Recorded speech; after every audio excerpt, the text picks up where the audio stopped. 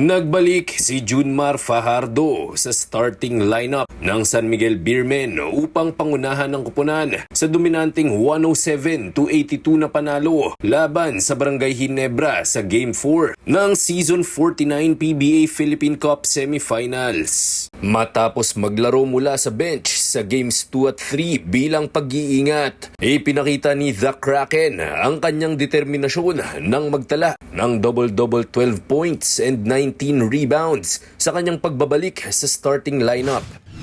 Ayun, kailangan namin wag maging kampante sana sa game na to kasi kilala natin yung Ginebra, dalawang 3 points na lang yun, mabubuhay yung team, tsaka mabubuhay yung crowd, so kailangan namin secure yung panalo. Dahil dito, tabla na sa 2-all ang serye. Ayon kay Jeron Teng na nabigyan ng mahaba-habang playing time sa unang pagkakataon sa semis, talagang nakakahanga na todo bigay pa rin ang 8-time MVP kahit meron siyang iniindang injury.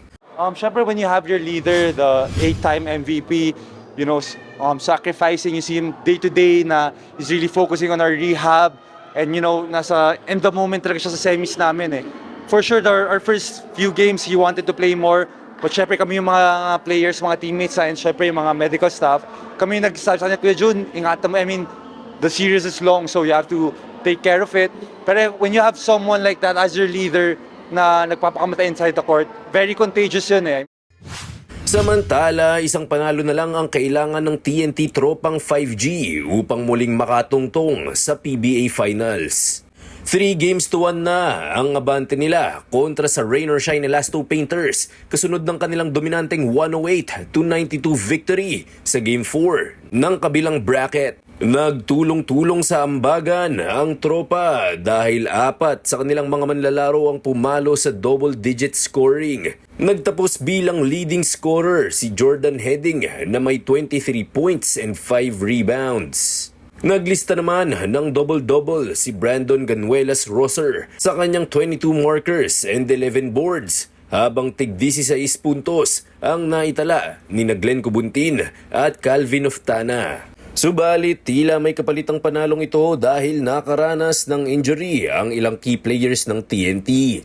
Bukod kina Raynam Batak at Roger Pugoy, nakatamo rin ng ankle sprain sa naturang laro sina Oftana at Kelly Williams. Aminado si head coach Chot Reyes na nakakaramdam sila ng kaunting pangamba dahil dito.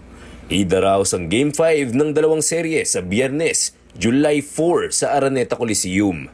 Rafael Bandairel para sa Atletang Pilipino, para sa Bagong Pilipinas.